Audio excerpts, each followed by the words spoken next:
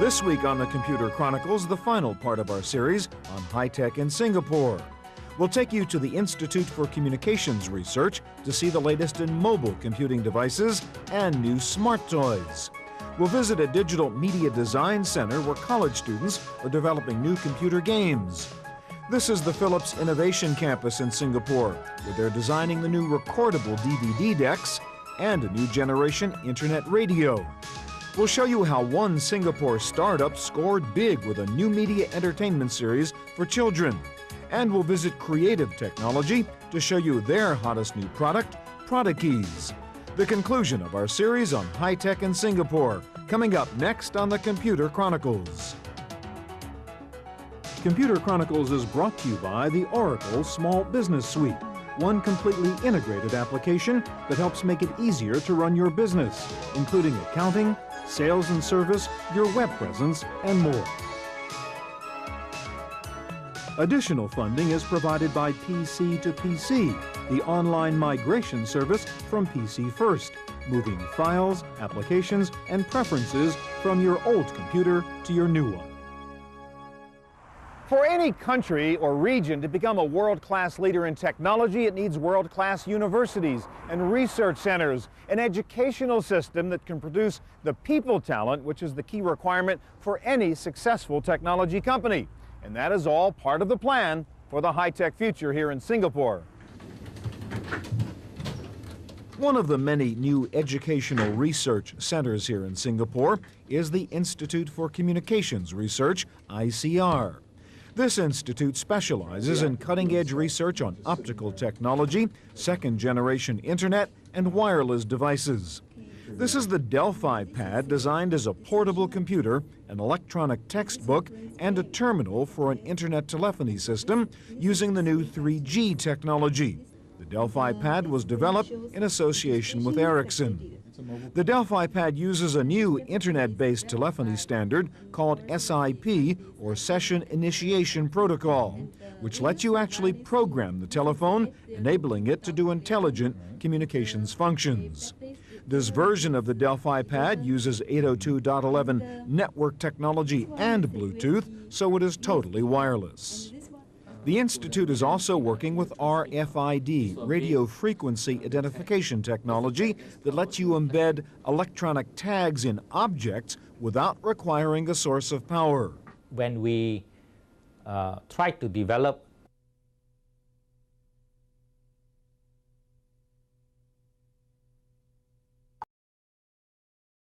read from a distance of 3 meters, clearly the most important breakthrough that we needed was to be able to convert the RF energy that is transmitted from the reader into power to power the tag from a very large distance. So we developed a very, very efficient technique to convert RF energy into basically power. The other breakthrough here at the Institute for Communications Research was extending the range of existing RFID technology from a few inches to several meters. In our technology, we can detect the tag up to a range of 3 meters. We can read as well as write IDs on the tag at the same range. And we can do it all without a battery on board, which is something we don't think is easy to achieve. Yeah. The researchers here at ICR are working on several interesting applications for their new generation of RFID chips. This is a project to create so-called smart packaging, so that boxes you might find on a store shelf know what they are and can register themselves on an inventory database. Even the security controls on this conveyor belt system are based on RFID. A chip inside the operator's watch identifies him and authorizes him to operate the system. There are also fun applications for RFID technology. This is a smart playset for children. Each small animal doll has an RFID chip embedded in it that the big toy can read. It can then make the appropriate sound of the animal and tell the child what kind of animal it is. This is a duck. The researchers here are also working on next-generation cell phone technology, trying to perfect the new 3G standard.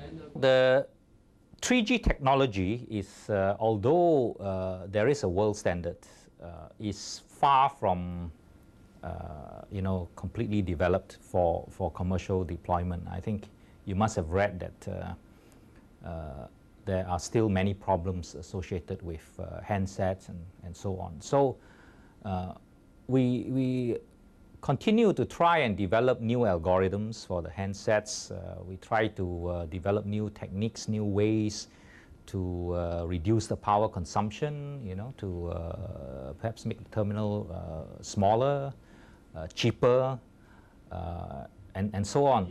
One of the 3G projects involves something called the smart antenna that can increase speed and bandwidth, thus enabling improved data communications for handheld devices like cell phones and PDAs. The researchers are demonstrating a smart antenna which uses an array of individual antennas and uses intelligent signal processing to dynamically switch to exactly the right combination of antennas to optimize the signal quality.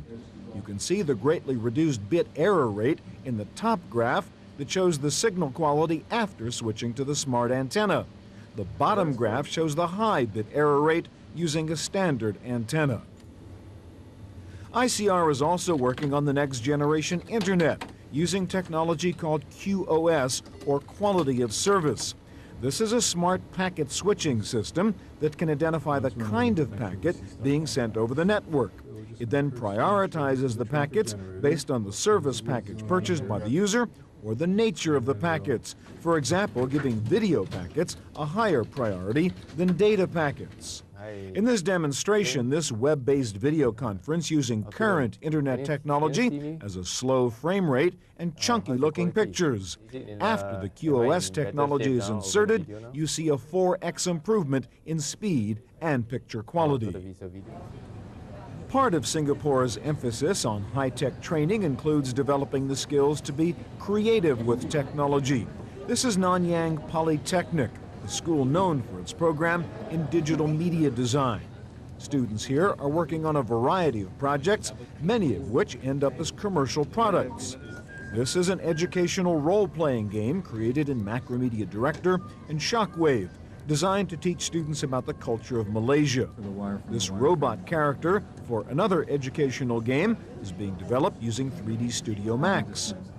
These students are working with Adobe Premiere to develop this animated clip for teaching good driving habits. This strategy game is being developed on the Red Alert 2 engine and is designed to teach students about the Japanese invasion of Singapore during the Second World War. This first-person shooter uses the Half-Life engine and is about a terrorist attack on a Singapore power plant. It's being used to explain the need for military service and national self-defense. The students here are doing cutting-edge work, here using a programming language called WML to design a cell phone-based game called Orange Gum, which uses SMS messages in a kind of interactive soap opera.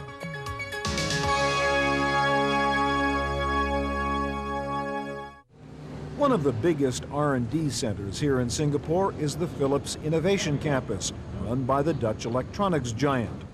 They used to design and manufacture analog appliances here, but now they are working on the next generation of smart television sets and DVD devices. In recent years, we are shifting very quickly into the digital world.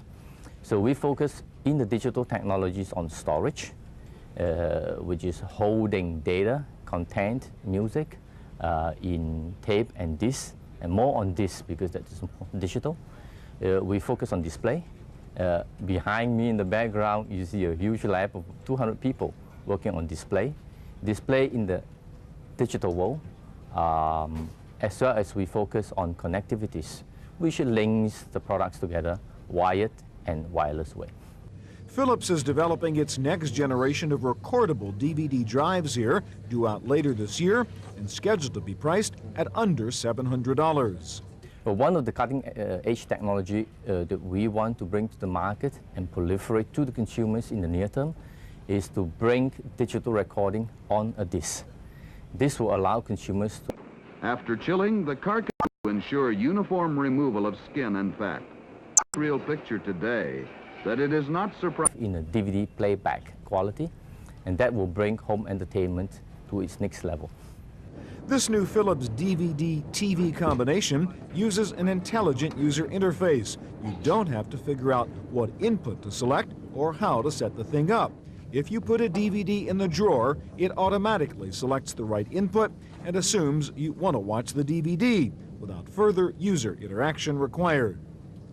The drive in this TV is also a CDRW, so you can use it as a peripheral with your computer. Tired of trying to figure out how to set the clock on your dumb VCR? This smart TV called the Samba has a clock that automatically gets the time from information embedded in the television signal.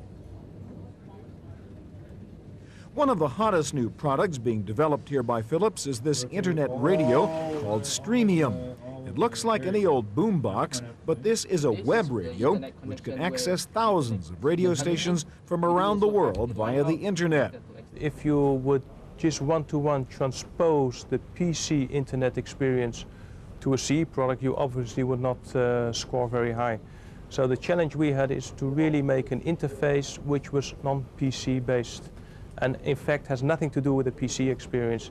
You hook it up, it switches on, and it connects you to the internet as a radio. So it is really a radio experience with one small thing which is different.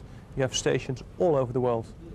The Streamium internet radio comes with a database management interface which automatically sorts the stations by geography, genre, or source. It means you can select regions. If you say, I want to have music out of the US, for instance, if you're Hong Kong based, you could select the US. You could also select a genre, which means if you're interested in jazz or rock or pop, you can select that genre, which will narrow you down to a certain number of stations, still thousands. Now the next thing is you would take the top of the pile and you would listen to it. If that's an interesting one, you would store that under a preset, just like you would do with a normal radio. The Streamium can automatically generate a favorites list, so you can instantly call up your top 10 internet radio stations based on what you've listened to in the past. No need to know anything about URLs or media players, since the Philips web radio manages all of that in the background. Philips is indeed in between as a liaison to take care that you don't have to dial IPs, that you don't have to think of which URL, that you don't have to figure out, do I have the right player on my PC and is it compatible with this thing? So we are in between and making basically the liaison between any internet music provider which we have an arrangement with and this device. Most of the staff here at the Philips Innovation Campus are engineers. Most of them came here from other parts of the world. At this point of time, we have about 800 engineers working in the various creation labs in Singapore, made up of easily 30 nationalities, ranging from the homegrown boys to the Americans, the Brazilians, the Dutch, and many others. Despite Singapore's small size and distance from Europe and the United States, they apparently don't have a problem here recruiting engineering talent. Comparatively, it's easy. There are several factors driving this ease in bringing talents. One is a society which is very multinational. You feel very at home here, at ease coming to work here. There is little distinction between who is a foreigner and who is a local. In fact, we don't really care too much about that one. The language is easy as well. The government policy is very supportive. That makes processing easy. And the family, by and large, finds it safe and easy to assimilate. Besides big multinationals like Philips, Singapore is also home to several small startups that are using technology in a creative way. On the second floor of this former Chinatown chop house is a company called Peach Blossom Media, which creates web content and television shows. It was the first company to ever sell a television show, a kids' animation series, based on a pilot that was developed entirely in Flash, rather than traditional cell animation. What's interesting about it is, usually the cartoon is done using cell animation, hand-drawn, but because of Singapore's labor costs, we can't do it in cell. So what we try to do is use technology. For example, we use flash. So the pilot was actually done in flash. It enables us to do it at a very reasonable cost in quite a short amount of time. The breakthrough for Peach Blossom was figuring out how to use what is basically a web tool, Flash, in a more powerful way, so as to create smooth animations that could rival traditional animation techniques. Typically, the Flash stuff you see on webisodes are, well, I guess maybe it's done by web designers using Flash or just Flash designers. But for us, our approach was from ground up. We are creatives, we are animators. We are actually animators using Flash. So a lot of the movements is actually much more natural. You don't get the jerkiness or the robotic movements that you assume that you associate with Flash. This series they developed is called the Tomato Twins, and it's the first television series ever developed in Singapore to be carried by Nickelodeon. The series is a marketer's delight because it involves not only television, the story also unfolds on cell phones. The concept of Tomato Twins is you have this show on TV that kids can watch. Now, while you're watching it, people can actually play SMS games. It's like the games are not just simple quizzes or what's Theo doing, what's Tuan doing, but it's actually integrated to the script so that people get very involved with the script, with the story, with how the twins are fighting their evil nemesis, Catastrophe. Tomato Twins also blends in a website where viewers can earn points to win prizes, creating a mixed media entertainment property with plenty of opportunities to make advertisers happy. The more points you win, you collect all these things called tomato gems, which are points. You get 1,000 points, 2,000 points. You collect all those, then you go online to the Tomato Twins website, and you play this thing called Tomato Battle, where you team up with another kid from anywhere else. You become a twin, and you guys fight the bad guys. So it's like a whole ecosystem thing.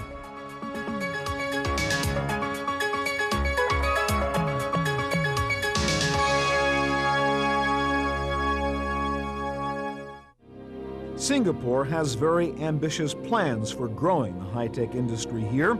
This is a promotional video for a new development project called One North, designed to be a kind of planned Silicon Valley. Well, Silicon Valley, as you are aware... Computer Chronicles is brought to you by the Oracle Small Business Suite, one completely integrated application that... And in fact, we have visited the Silicon Valley many times, understand some of the critical success factors, as well as some of the shortcomings. Silicon Valley is confined to Infocom industry. One North has more than that. We are going to have biomedical sciences, we are going to have media industry, and in fact, we have reserved space for the future industry, which, frankly speaking, we don't know what are they at the moment. The area set aside for One North is about the size of New York Central Park, more than 450 acres. One North is being built as a live, work, learn, and play community with research facilities, residences, shops, schools, and entertainment. Included will be a biotech research and development area called the Biopolis with 2 million square feet of workspace, and an information technology area called the Technopolis. They expect the population of the One North complex to be 130,000 people by its completion date sometime in the next decade. The development will include lots of high-tech innovations like universal, wireless, high-speed connectivity. For the whole 450 acres in One North, it is our intention to make it one of the largest wireless campuses in this part of the world. So the 450 acres, any corner within it, you are able to surf your internet. You are going to lock on with your business partner effortlessly. While the mega project One North is being built, the Jurong Town Corporation, which is managing the development, has put up this temporary high-tech incubator facility called Phase Zero. It offers turnkey startup space, fully wired, low rent, and organized networking activities to seed cooperation and growth. Phase Zero used expertise from high-tech developers in Israel and India to plan this temporary center. The emphasis was on quick development, low construction costs, and the ability to recycle the materials, literally using shipping freight containers to assemble the buildings. Singapore is a very capitalistic society, but its government plays a very active role in business, not only as a regulator, but also as an investor and a kind of mediator among competing companies. If you leave it solely to companies to develop,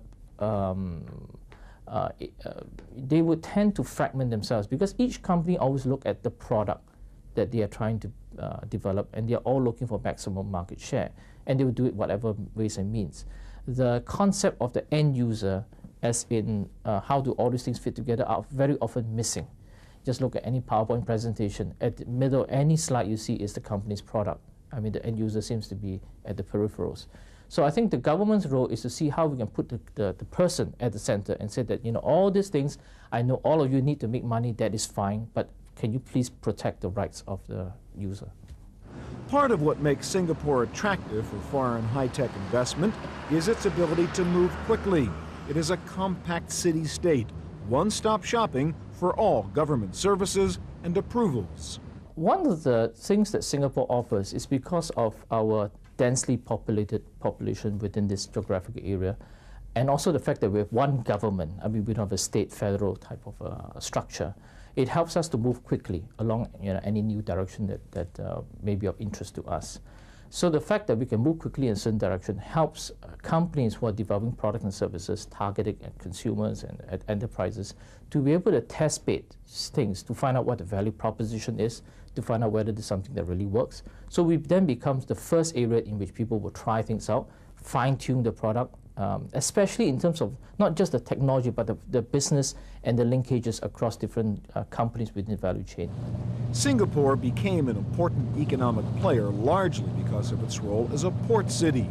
In fact, it is still the busiest transshipment port in the world. And in the new world of the internet, it thinks it can also become a virtual port city, serving the data needs of the vast Asian market. Now we are building on this connectivity into the cyberspace. By end of this year, we would have more than 20 terabits of bandwidth coming through Singapore, allowing e-commerce, allowing information to flow. Again, connecting not just Singapore, but the region to the world. Another strong card in Singapore's hand is the extraordinary interest around the world in selling products into China. Singapore, with a Chinese culture and an English language, thinks it is the perfect gateway to the vast Chinese market. For Singapore, we look beyond China. If you take Singapore and draw a 7-hour flight radius, it would cover China, but also India, ASEAN, of course, plus Australia, a market of 2.8 billion people. For China, certainly, I think it's a big draw, but also because of its complexity, its size. Many people are not too familiar with the marketplace. For Singapore, we think that we could provide a launching pad, a sort of a springboard for companies which are keen to develop that market to get into China. Perhaps the most famous Singapore success story is Creative Technology, makers of the Sound Blaster card. Creative is now also known for its line of Nomad MP3 players. Creative is a billion-dollar company and was the first Singapore-based company to be listed on NASDAQ. While Creative built its reputation on sound cards, it has now introduced its first ever external soundboard, the Extagy. But Sound Blaster is so strong that it's always stuck inside the box, and right now we want to move outside the box. Once we move outside the box, we can actually address a much bigger market. We address people who don't want to open up their box, dare not open up the box. So finally we come up with a new Sound Blaster Extagy. For the first time, we give you the convenience of the USB port. You plug into your notebook or your PC, you can have great sound of the Sound Blaster Audigy, and that's very well received. You actually have professional quality sound. The Extagy box offers 5-channel Dolby digital sound even on your laptop. If you're a PC user and you're jealous of your Mac friends and their neat little iPod, just wait till you see what's coming from Creative's MP3 division. Going forward, in the very near future, I'm going to show you a glimpse of what we can do in this space. We actually have a very small version that's going to come out very soon that actually address those people who really want to have the portability and the convenience of a very small hard disk digital audio player. The high-end version of Creative's newest Nomad, which is not yet on its website, will have 40 gigs of storage, able to hold up to 20,000 songs. Creative's other hot new product is this revolutionary dual computer keyboard called ProdaKeys. By combining two keyboards in one and in a very ergonomics way, we solve all the problems together. And you can use it as a regular keyboard. You take off the cover, you can use it as a piano-like keyboard, but not having all the bells and whistles of a full piano or digital organs. You can actually play one hand when the computer actually do the auto accompaniment for you, or do all kinds of great accompaniment under your control. You can start in a very basic mode where you have zero knowledge and you can learn to play in a few seconds, and all the way to computer music courses, and all the way to compose your own music. The ProdaKeys software actually turns your PC into an interactive music processor. This dual keyboard becomes such a powerful musical instrument that you actually, for example, you can listen to CD music, OCD music, then you can add effects on the music keyboards. You can add whatever things you want and re-record it as an MP3 file and send it to your friends and say, hey, this is my actually new composition on these old songs that I like. The new ProdaKeys not only saves space, but also provides totally new functionality in a MIDI-style keyboard. By combining two keyboards in one, actually the form factor is a huge advantage because it does not occupy a big desk space, which is always short of, no matter what you do in a computer, you need more space, and space is always a problem. So by compressing the two together, you have the advantage. And at the same time, we are leveraging on the computer keyboard to provide the extra functions that normally a normal organ would not have. And therefore, suddenly, this dual keyboard becomes such a powerful musical instrument. ProdaKeys is due out later this year for an estimated price of under $100. That's it for our look at high-tech in Singapore. For the Computer Chronicles, I'm Stewart Cheifet. Computer Chronicles is brought to you by the Oracle Small Business Suite, one completely integrated application that helps make it easier to run your business, including accounting, sales and service, your web presence, and more. Additional funding is provided by PC to PC, the online migration service from PC First, moving files, applications, and preferences from your old computer to your new one.